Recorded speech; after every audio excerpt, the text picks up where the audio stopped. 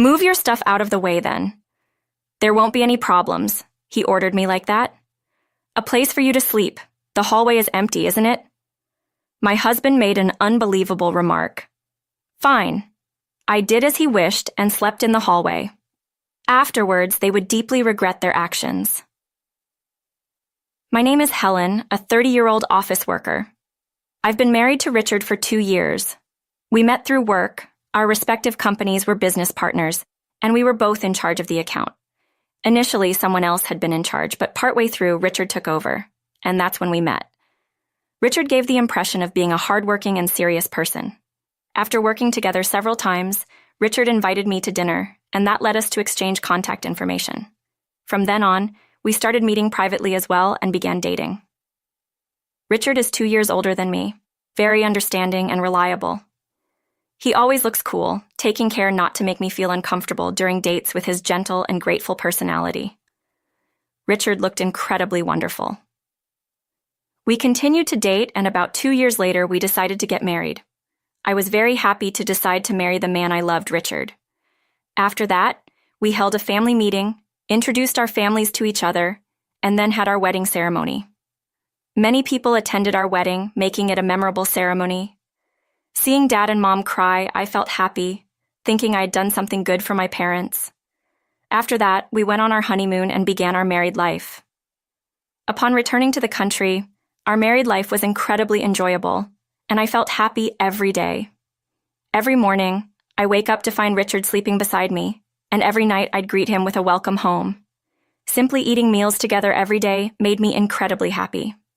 On our days off, we often watched movies on Netflix because we both love films. We're more indoor people, so we put a lot of thought into making our home time enjoyable. We invested in a comfortable sofa and even got picky about the coffee we'd sip while watching movies. I studied various things and became proficient in brewing coffee. I also often baked treats. Richard was pleased, saying it felt like being in a cafe while at home when I served delicious baked goods and coffee while we watched movies. In this manner, we spent our days happily as a married couple. Before I knew it, 2 years had passed, and I thought we'd continue to create many more happy memories together. However, recently, there's been a presence that has started to bother me. Patricia, my mother-in-law. Until now, we had a good relationship with my in-laws. Richard likes his parents' home, so we often visited, and I would occasionally accompany him. Both Patricia and my father-in-law were kind at those times. However, my father-in-law recently passed away due to an illness. After the hectic times of the funeral and other related events, Patricia started coming to our house quite frequently. Richard has arrived. Ah, welcome, Mom. Patricia would often come over to visit on our days off. It appears that Richard is the one inviting her. As the eldest son, Richard always seemed to make Patricia happy with his invitations. They would have joyful conversations every time, but they often spoke about family matters, making it difficult for me to join in. Moreover, Patricia would frequently complain about various things to me.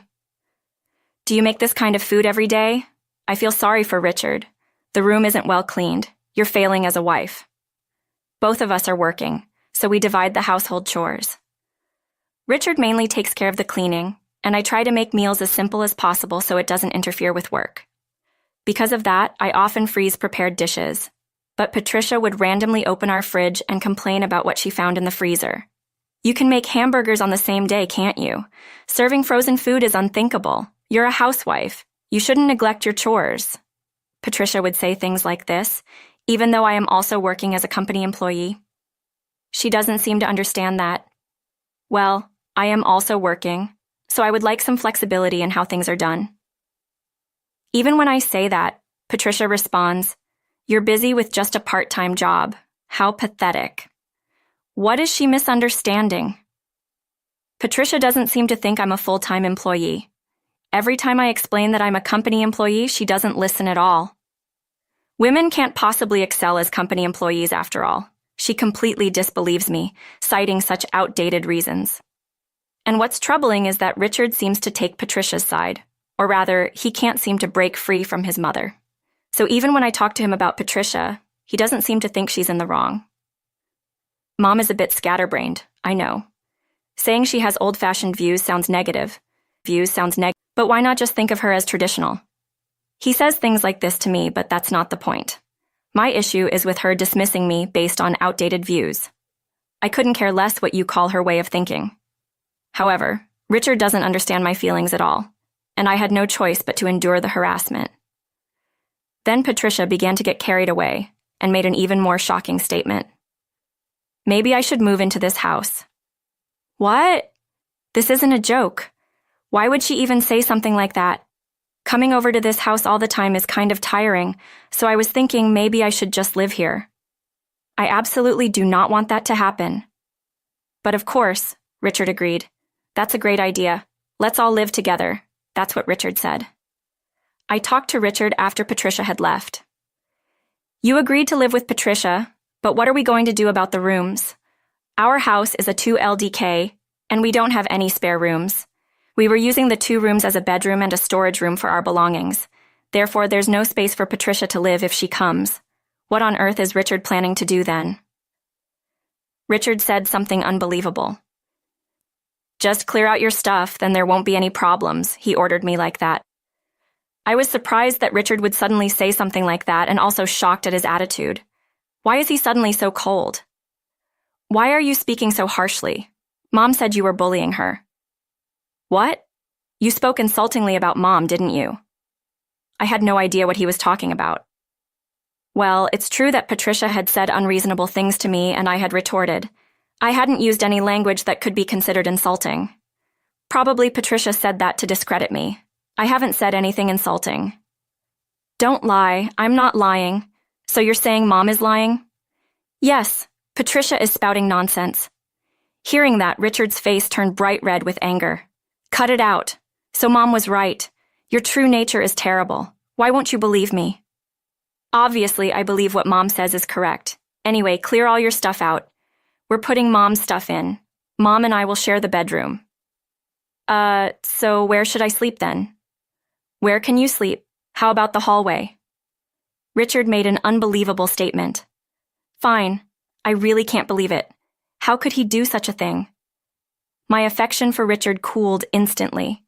And when Patricia arrived, they really did clear out my stuff and put hers in. Once more, the bedroom was now being used by Richard and Patricia, leaving me without a place to sleep. I couldn't believe they would actually make me sleep in the hallway. Richard and Patricia smirked at me as I stood there, stunned. But I won't give in to such people. As they wished, I slept in the hallway, no matter what. Later, Richard and Patricia would deeply regret this. To sleep in the hallway, I bought a high-end sleeping bag so that my body wouldn't ache. Surprisingly, I could sleep more comfortably than when I was in the bedroom. This might actually work for my lifestyle. Plus, Richard's snoring often kept me awake, so maybe not being bothered by that is a good thing. While staying positive, I was set on getting my revenge on Patricia and Richard. I started keeping a daily log of the harassment I was subjected to. Patricia made it easy for me to record her since she would loudly berate me. I documented every instance of her bullying me, making it look tough even though I was actually comfortable. About 3 months later, one day, Richard brought a colleague home from work.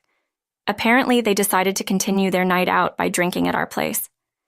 Patricia took this as an opportunity to act like a good person and try to impress Richard's colleague.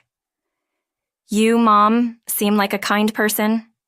Hearing that, Richard looked quite pleased. I was busy making food and preparing drinks. They kept the party going, and eventually Richard's colleague decided to stay the night. When I was told there was no guest room, I said, I don't mind at all and would be fine with sleeping on the floor. However, I couldn't let a guest sleep on the floor, so I suggested the sofa. The sofa is made of good material, so it shouldn't be too uncomfortable. When we offered, Richard's colleague gratefully accepted and decided to sleep on the sofa. Richard and Patricia, perhaps worn out from talking nonstop and drinking too much, looked sleepy as they headed to the bedroom. As usual, I prepared my sleeping bag in the hallway. After cleaning up, I also continued my habit of recording the harassment I endured from Richard and Patricia. Just then, Richard's colleague opened the living room door to use the bathroom and was surprised to find me in the hallway. Whoa, you startled me. What are you doing here? I had forgotten to move because sleeping in the hallway had become such a routine for me. But at this time, I saw this as an opportunity. I've been told to always sleep in the hallway, I explained. Richard's colleague seemed sober now and was listening intently to what I had to say. Is he really making you do this? He asked.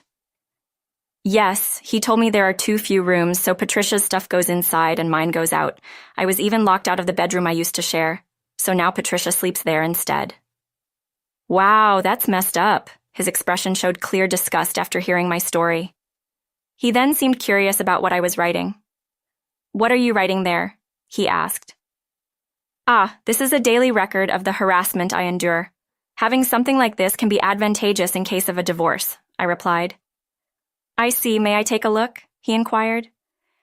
Yes, of course. I showed him the journal where I recorded the daily harassment. He skimmed through the contents, then returned the journal to me with a sigh. Richard's mother is quite terrible too, isn't she? He remarked. To be honest, I never thought he'd be such a lowlife. You should leave him as soon as possible. I know some lawyers, so if you'd like, I can help. Thank you. This was a lucky break. He had essentially witnessed Richard and Patricia harassing me. This meant I now had someone who could vouch for the fact that I was being subjected to this treatment. This would undoubtedly work in my favor during the divorce proceedings. He then gave me his business card for work, mentioning that I could email him if I needed a lawyer's recommendation. The fact that he chose to give me a business card instead of directly exchanging WhatsApp information showed that he was considerate and professional. He mentioned he's in sales, and I got the impression he's very competent at his job. Richard's colleague left early the next morning. Patricia and Richard cheerfully offered him breakfast, but he declined with a strained expression. Well, if he knew their true nature, he'd probably find them quite distasteful. After he left, Patricia and Richard started complaining that my hospitality was lacking. You should have prepared breakfast in advance. If people see you preparing it only now, they will politely decline and leave, Patricia criticized. While they accused me, the truth was that his colleague seemed eager to leave early, which is why I didn't bother preparing breakfast. I was already at my limit with their baseless accusations.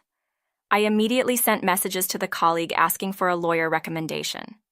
When I showed the lawyer my harassment journal, they told me that not only could I divorce Richard on the grounds of his behavior, but I could also claim compensation for the emotional distress they had caused.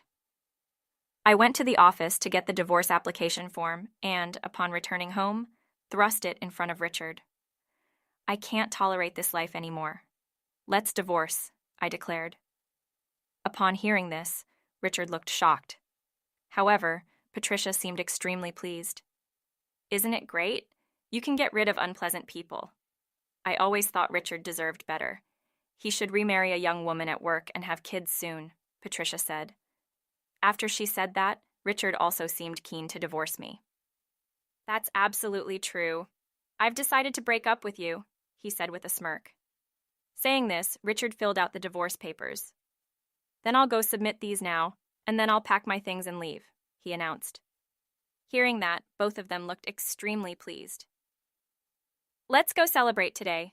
How about we order some top-grade sushi? Richard suggested. Ignoring their jubilant chatter, I left the house to submit the divorce papers to the office. Finally, I would be free from that house. Submitting the divorce papers lifted a huge weight off my shoulders. Then I returned home and packed my belongings. Guess we won't be seeing each other anymore. Don't come crying to us when you're single and struggling, both of them said in a condescending manner. Standing at the doorway, I retorted to Richard and Patricia. As if I would ever rely on a spineless mama's boy and his foolish parents. What? What did you just say? How dare you say that?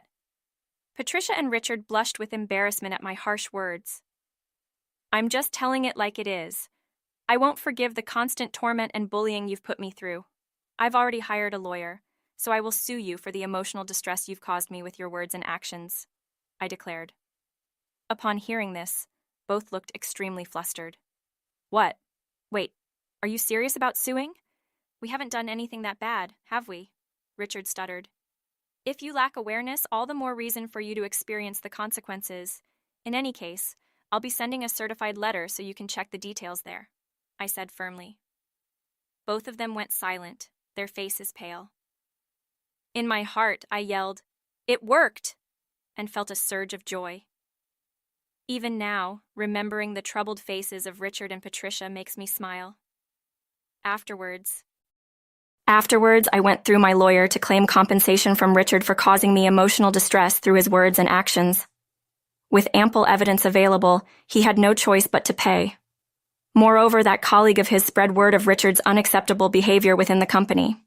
Now, Richard is looked at with cold eyes by his coworkers. He's whispered about behind his back, referred to as a pathetic man who hurts others with his terrible words and actions. And he's reportedly feeling quite uncomfortable. However, with the payment of the compensation due in the divorce proceedings and having to cover living expenses and rent for Patricia as well, Richard must be in quite a tough situation now, especially considering his salary isn't that high to begin with and his career prospects have dimmed. But it's all Richard's own fault, and I really think he got what he deserved. On the other hand, I've started living in a single-bedroom condominium near my workplace, and I'm enjoying very comfortable days. Being close to the office allows me to work overtime until the last minute, and I'm able to achieve good results in my job. For now, I plan to focus on my career, aiming for advancement while living